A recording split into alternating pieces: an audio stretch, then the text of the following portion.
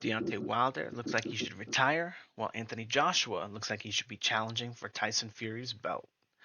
In a very, very, very dominant display of fighting tonight, Anthony Joshua put on a great performance against Otto Wallin, getting a lot of control with the lead hand dominance, not allowing the less athletic, the less fast, the less strong Otto Wallin really into the fight very many times. Now pay attention, he shoots the jab here, pushes him off the line, gets him to pendulum a little bit, as we are going to take a look at that. Boom, jab, and he sees him penduluming here.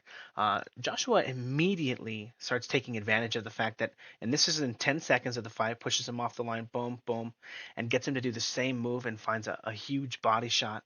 And it kind of is the story of the fight, how Joshua was able to kind of control the line here and push Wally enough, and also get control of the line, get him to come to the line, and while he's doing this stuff, set up other opportunities to make attacks to the body, huge shots. Again, that the slower, less athletic Otto Wallin wasn't really able to attack on the same types of timing, wasn't really able to find himself in the fight. Now, just pay attention to this huge body shot here. Again, I think he hurt Wallin, and I think Joshua was hurting Wallin quite a bit when he was hitting him.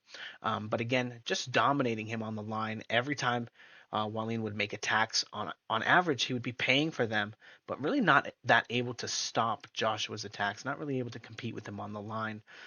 Again, getting great control of him here. And then when Wallin would attack, boom, an excellent, excellent pull counter. I just want you guys to take a look at the speed of this too, as we just watch this. Boom, boom. And then a little bit of a counter here. We're going to talk about this as later. But check out the speed of Wallin's counter in the next sequence. Not nearly as fast as Joshua. And Joshua was able to still find his opportunities to get on the line with his twos and avoid Wallin's best counters. Now, this was the first time that Wallin had attempted this counter. Joshua hadn't seen it yet, and he was more than able to defend himself. Again, finding easy ways onto Wallin's line, landing powerful shots to the body. A little counter here, and again, it might be being blocked. Some of them were blocked. A good counter here, but Joshua not really struggling to find opportunities to throw punches at Wallin, as he had such good control. He was so much faster, so much stronger than Wallin. And again, controlling him, able to get a little bit of lead foot dominance, peck at him a little bit, draw him into his line, pull counter. And again, Wallin just not athletic enough to really compete with him on this axis of boom. And then again, as he tires as well, he's already the one expending more energy. Now, another thing that Joshua did really well in this fight was off of the lead hand control. Wallin would try to pendulum in off of this to get lead foot dominance, a very common move.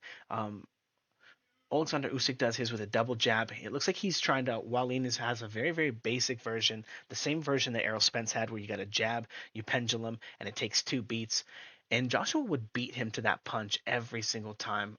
Boom, he would come down and he would just explode on him. And this wound up being a very similar move that he winds up doing to him to kind of end the fight to get the TKO. But again, not really allowing him to just cross his line, not really allowing him to just jab, control, pendulum, boom, and just throw that punch for free.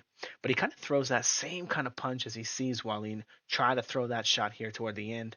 And he's going to try to get on the line, boom, boom, and he slips to the inside, lands an excellent shot, and even follows it up this time with a three because he'd been so successful in the previous sequences getting to that position and hitting him. A beautiful performance from Anthony Joshua. You know, he looked really solid tonight. And as for the rest of the card, most of the card was pretty great, you know. Unfortunately for Dmitry Bivol, Bivol did what Dmitry Bivol does and, you know, builds up a huge advantage, doesn't want to knock people out, doesn't really have knockout power, you know, can't really, you know, clinch those. And it was like not the performance that people kind of want from Dmitry Bivol. Big Baby Miller, you know, to my personal surprise, got beat up.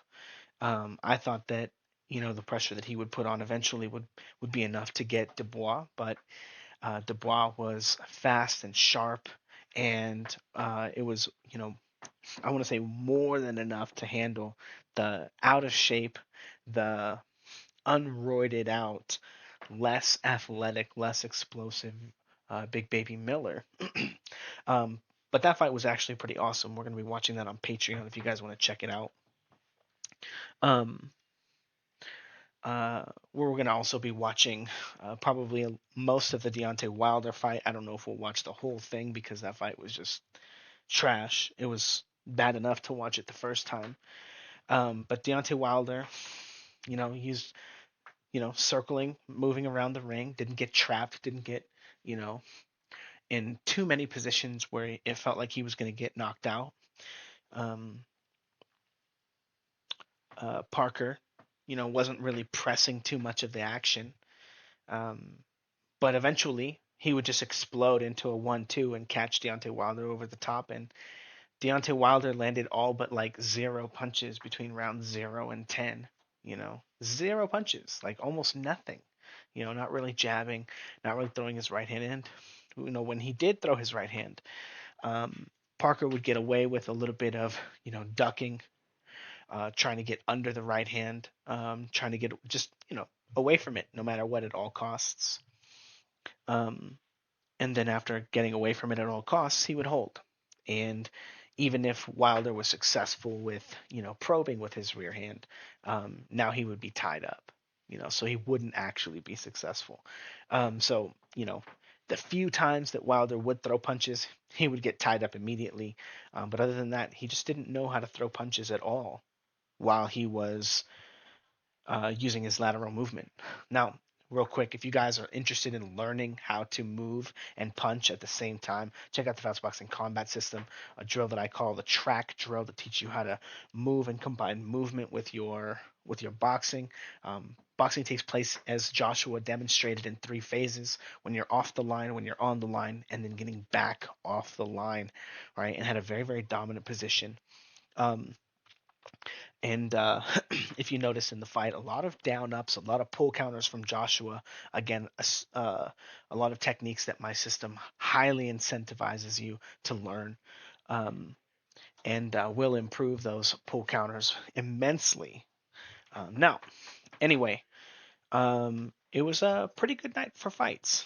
Pretty good night for fights. I had some fun watching. It was nice that most of the fights were, I'll say most of the fights were pretty good. We knew the people, even though the Wilder fight sucked, we were like, wow, it could end any moment, right? At least there's that. Um, but yeah, pretty exciting. Pretty exciting. Um, Not a lot of complete blowouts, even though, I think people are not happy with Jaio Pataya's um, level of competition, but, you know, the only people that are going to fight him are the people who are saying yes, right? So most people are probably waiting for their opportunities to fight for titles rather than fighting the young, dangerous David Morrell. Oh, whoops, did I say David Morrell? We're watching him on Patreon. If you guys want to check out some David Morrell stuff, I'm thinking I'm gonna be doing a video as well. Um, but nobody wants to fight Jaio Pataya. That guy's dangerous. He's sharp. He's snappy. Um, yeah. Anyway, um, yeah, excellent performance from Joshua. Um, I don't think that he should fight um, Joseph Parker. I think that he should fight. Granted, beating Otto Wallin into Tyson Fury is not the same, but like if Wilder would have won, we could have watched that terrible fight. I think Joshua is, probably in a position now where he could probably beat Deontay Wilder pretty easily. Um, but yeah, I think Joshua should try to secure a fight with Fury. Um, anyway, on Patreon, we're going to be watching the Anthony Joshua fight. We're going to be watching the Bivol fight. We're going to be watching the Dubois fight, and we're going to be watching the whichever one I'm forgetting. All right, see you guys.